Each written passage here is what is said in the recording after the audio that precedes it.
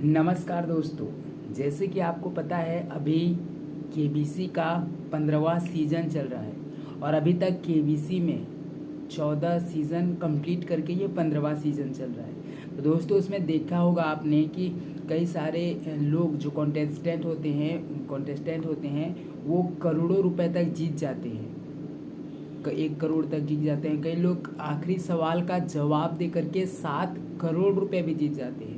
और आपने देखा होगा इस शो में ज़्यादातर जो भी सेलिब्रिटीज़ होते हैं वही आते हैं और उन्हीं लोगों को ज़्यादा हाईलाइट किया जाता है। तो दोस्तों मैं आपको इस वीडियो में इंडिया में जो केबीसी चलता है उसकी कुछ बातें बताने वाला हूँ। एक्चुअली इंडिया में जो केबीसी शो होता है वो यहाँ का रियल वर्जन नहीं है, बल्कि यूनाइटेड किंगडम यानी कि यूके में एक शो ऑर्गेनाइज होता था, who want to be a billionaire, और वहीं से इसकी शुरुआत हुई थी।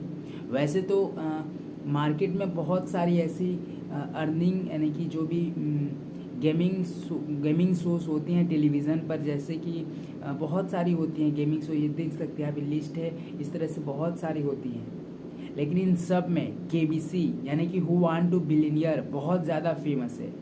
हालांकि अभी who want to billionaire show बंद हो चुका है जो कि यूके में होता था, लेकिन भारत का कौन बनेगा करोड़पति शो भारत का सबसे फेमस शो में से एक है, यानी कि इसे बहुत ज़्यादा लोग देखते हैं। तो इसके पीछे कुछ स्ट्रेटेजिक्स हैं, केबीसी में बहुत सारी बातें हैं जो आपको नहीं भी पता होंगी। एक्चुअली दोस्तों आजकल आपने देखा होगा केबीसी में, एक्चुअली आज ही नहीं बल्कि हमेशा से केबीसी में जब भी कोई कॉन्टेस्टेंट जीतता है, अमाउंट जीतता है, विन करता है, तो उसे अमिताभ बच्चन जी काफ़ी बड़े से यानी कि बोर्ड में लाखों रुपए का चेक जैसे टाइप से दिखाते हैं। बट मैं आपको बताऊंगा दोस्तों, अगर कोई भी कॉन्स्टेंटेंट उतना पैसा जीतता है, जैसे कि एग्जांपल के लिए अगर कोई कॉन्स्टेंटेंट 1 करोड़ रुपए जीतता है, तो मैं आपको बता दूं विनर को 1 करोड़ रुपए नहीं मिलते,